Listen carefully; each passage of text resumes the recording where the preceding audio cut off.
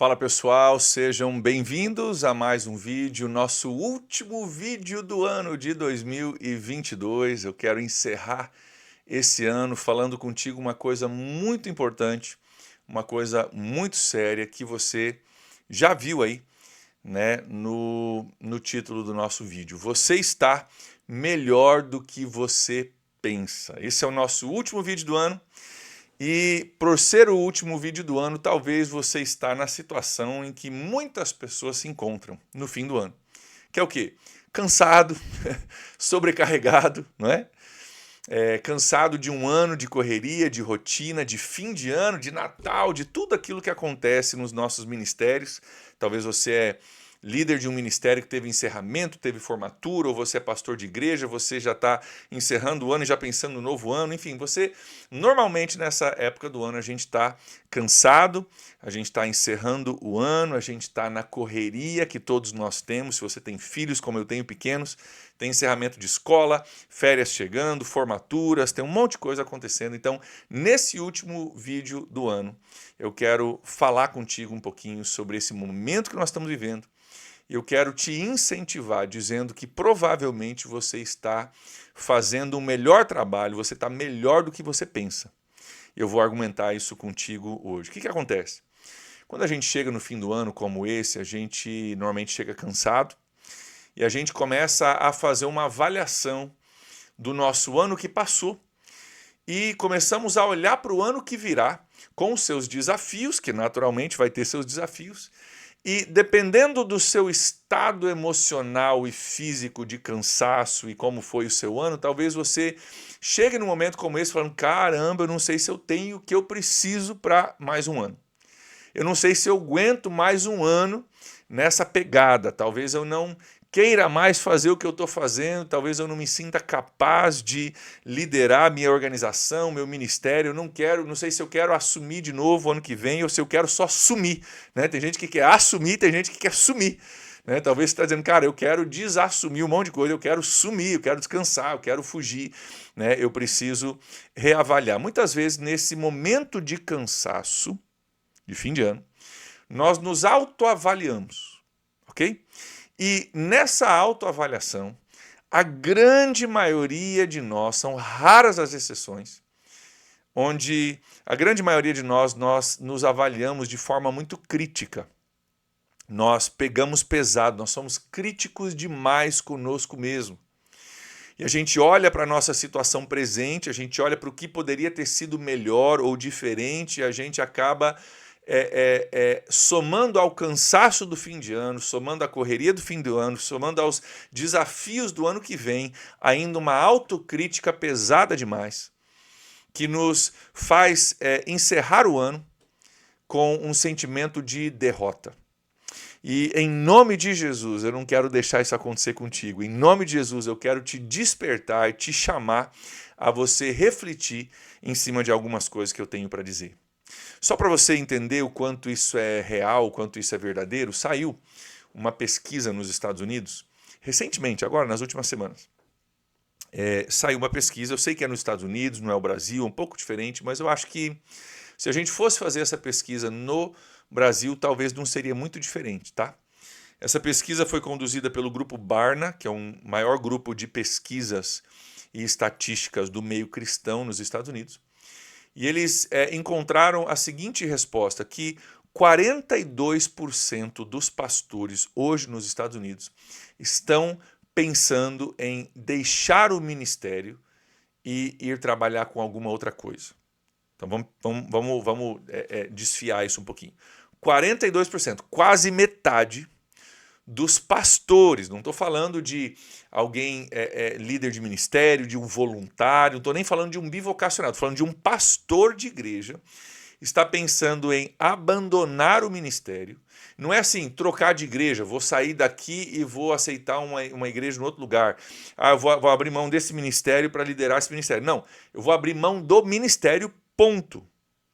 E vou trabalhar de Uber, vou trabalhar de taxista, vou trabalhar, sabe, do que for necessário, mas eu não quero mais pastorear. 42% dos pastores. Eu não sei o que seria a estatística se a gente fizesse uma pesquisa dessa no Brasil. mas eu arriscaria dizer que provavelmente não está muito longe disso. Não está muito longe desse número que a gente encontra nos Estados Unidos. E se você está nessa situação, ou se você se sente cansado, talvez um pouco desanimado, ou talvez não preparado para aquilo que 2023 trará, eu quero argumentar contigo aqui algumas coisas para trazer para você uma perspectiva, que às vezes a gente perde. Gente, perspectiva é uma coisa poderosíssima. Perspectiva nos permite olhar para a mesma situação, para a mesma realidade, mas de um ponto de vista, de um ângulo diferente, que nos permite enxergar coisas que a gente não estava enxergando antes. Essa é a perspectiva. Se eu olho para a minha mão dessa perspectiva ou dessa perspectiva, eu enxergo coisas diferentes por causa do ângulo pelo qual eu estou olhando. E às vezes a gente chega nesse fim de ano com uma perspectiva de cansaço, com um ângulo de desânimo, e a gente só consegue enxergar aquilo que não foi tão bom, a gente só consegue enxergar aquilo que não deu certo, a gente só consegue enxergar as mancadas que nós demos, a gente só consegue enxergar aquilo que a gente poderia ter feito melhor. E eu quero mudar um pouquinho o teu ângulo, mudar um pouquinho a tua perspectiva para você enxergar algumas coisas que talvez você, como eu, me esqueço na hora de a gente avaliar a nossa liderança. Vamos conversar um pouquinho? Se você está assistindo esse vídeo, é porque você lidera ou uma igreja ou um ministério, alguma coisa, e você está liderando num momento em que provavelmente, a não ser que você começou a liderar agora, provavelmente você, como eu, passou por um período de pandemia, onde durante meses e meses, para não falar anos, né, porque foi praticamente 2 anos, nós passamos 1 ano e meio, 1 ano, 2 anos, dependendo de onde você está, qual região do Brasil que você está, nós passamos tendo que liderar a nossa igreja de uma forma totalmente diferente do que a gente liderava antes. A minha igreja ficou fechada, sem cultos presenciais por 6 meses. Na minha igreja, graças a Deus, nós não perdemos ninguém para a Covid. Talvez a sua igreja você perdeu. Talvez você ficou fechado menos tempo do que eu. Muitos ficaram fechados menos tempo do que eu. Talvez você ficou mais do que eu. Talvez você perdeu pessoas. Talvez você perdeu pessoas da tua própria família. Eu não perdi ninguém da minha família, nem ninguém da igreja diretamente. Mas o fato é que todos nós lideramos ou a sua igreja, ou o seu ministério, ou o seu departamento, através de um momento de pandemia, onde muito provavelmente nós tivemos que nos reinventar. Tivemos que adaptar os nossos planos, mudar a nossa estratégia e liderar a igreja e incentivar a igreja, aconselhar a igreja, dar visão para a igreja e confortar aqueles que estavam, né, com medo ou doentes ou sozinhos ou que tinham perdido alguém. Nós atravessamos uma fase agora, recentemente na nossa liderança, se você tem liderado durante a pandemia, atravessou uma fase muito complicada, que demandou muito de nós. Criatividade, força, ânimo, esperança, liderança, consolo para as pessoas. Cara, a pandemia foi o momento de liderança mais intenso dos últimos anos, se você liderou através da pandemia. Isso é para pastor, isso é para empregador, né? Isso é para empreendedor, isso é para... Cara, para quem fosse, foi um momento muito, muito intenso de liderança, ok? E se você está assistindo esse vídeo é porque você passou por esse momento. Você pode dizer que você passou bem, ou passou mal, passou melhor, passou pior, mas você passou. Você conseguiu passar por esse momento. E eu quero te dizer uma coisa. Parabéns. Parabéns pelo seu esforço. Parabéns por aquilo que você tentou acertar. Talvez você não acertou em tudo. Como eu também não acertei em tudo, mas você tentou acertar. Parabéns. Você passou por um momento intenso de liderança. E você está vivo para contar a história.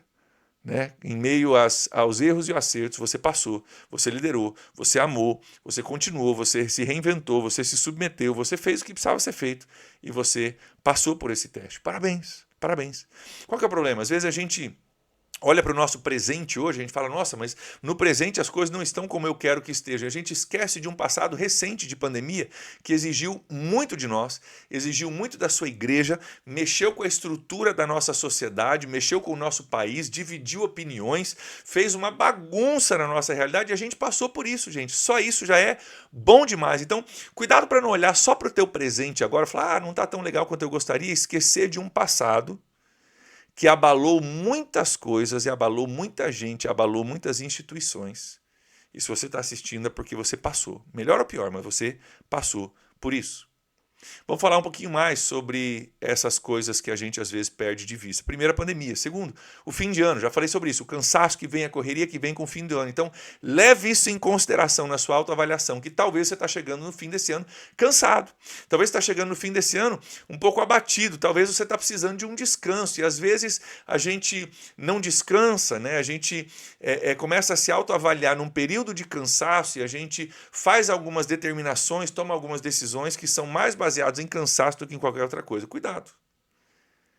Que tal se você descansar um pouquinho? Talvez você vai descobrir, como eu vou citar uma história da Bíblia aqui, vai descobrir que a realidade não é tão ruim quanto ela parece. Então, tem a pandemia, tem o cansaço de fim de ano. Vamos falar sobre mais algumas coisas. Se você está assistindo esse vídeo, você passou por um período político no Brasil, onde houve grande divisão, problemas, preocupações, pessoas felizes, pessoas tristes, pessoas frustradas, pessoas bloqueando estradas, pessoas talvez te cobrando uma postura assim ou assado, ou se você fez isso, te cobram de não ter feito aquilo, se você fez aquilo, te cobram de não ter feito isso. Cara, você passou por um momento delicado e polarizado no meio político no nosso país. E você provavelmente, se você é líder, você teve que liderar, você teve que dar uma opinião, você teve que direcionar a opinião das pessoas, você teve que orar, você teve que se posicionar com relação a algumas coisas. E isso não é fácil de fazer, gente. Então vamos somar. Cara, fim de ano, pandemia, polarização política no Brasil, uma das maiores da história. E você está aqui, você está assistindo esse vídeo, você passou por isso. Parabéns, parabéns. Você passou por isso. Você está aqui ainda, você ainda está aqui assistindo esse vídeo porque você quer aprender, você quer melhorar, você quer aprender alguma coisa para você levar para o seu ministério. Parabéns por isso. Queridos, tem sido tempos intensos de liderança. Para você que lidera, seja uma igreja, seja um ministério, seja um departamento, seja uma rede de igrejas, cara, tem sido momentos intensos de liderança. Não perca isso de vista quando você for avaliar o seu ano e quando você for pensar sobre o ânimo para o ano que vem. Não perca isso de vista, que você acaba de passar por um momento de 2 anos aí, muito turbulentos, muito turbulentos. Acabou a pandemia, entrou o cenário político, estamos fechando o ano agora com praticamente 2 anos desde o começo da pandemia e foram anos turbulentos. Então, não perca isso de vista na sua autoavaliação. Sabe por quê? Porque às vezes a gente sofre da síndrome de Elias, né? Lembra da história de Elias, profeta do Antigo Testamento? Elias, ele passou por um momento tremendo, cara. Ele se levantou contra Jezabel. Pensa numa mulher complicada na Bíblia. Pensa numa pessoa difícil, pensa numa pessoa usada pelo inimigo, essa tal dessa Jezabel. Se for estudar ela, você arrepia. E Elias encara Jezabel e o marido dela, que era tão corrupto quanto ela, mas Jezabel em especial. Ele encara Jezabel. Ele tem um momento incrível de matar centenas de profetas de Baal.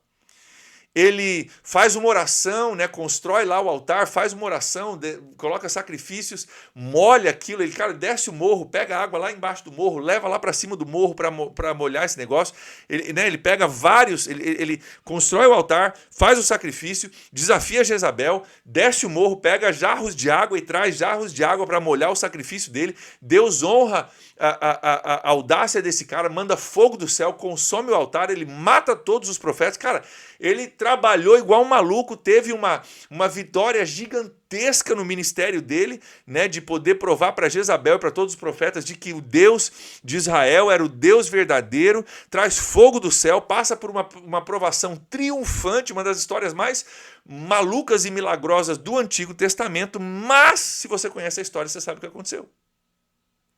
No fim de toda essa batalha, no fim de todas essas vitórias que ele teve, o cansaço pegou ele. O cansaço pegou ele. E você conhece a história. Constrói o altar, faz o sacrifício, sobe e desce o morro pegando água. Deus manda fogo do céu, prova que o Deus dele é o Deus verdadeiro, ele mata os profetas de Baal. E cansado, Jezabel diz para ele, eu vou te matar. E ele, no seu cansaço, ele foge para uma caverna e ele pede para Deus para morrer. Lembra dessa história? Pede para Deus para morrer.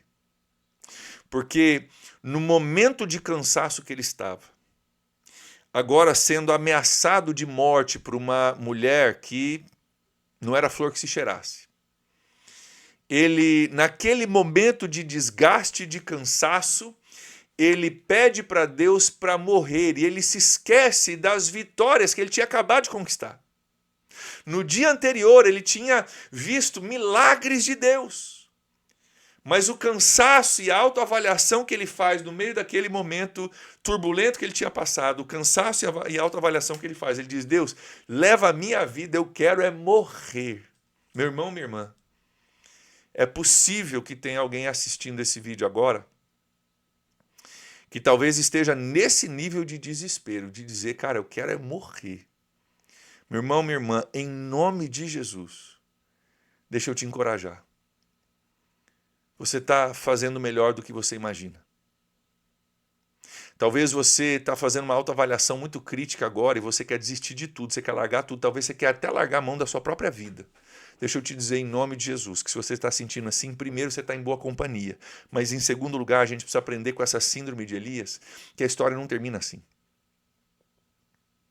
Você conhece a história? Ele então é alimentado, ele tem um encontro com Deus ali, Deus reaviva o coração dele, ele é alimentado, ele dorme, ele é alimentado de novo. E essa história, ela demonstra algumas coisas, que ele estava extremamente cansado, extremamente malnutrido. E no meio desse cansaço, dessa malnutrição, no meio dessa incapacidade dele cuidar de si mesmo, ele faz uma autoavaliação muito errada.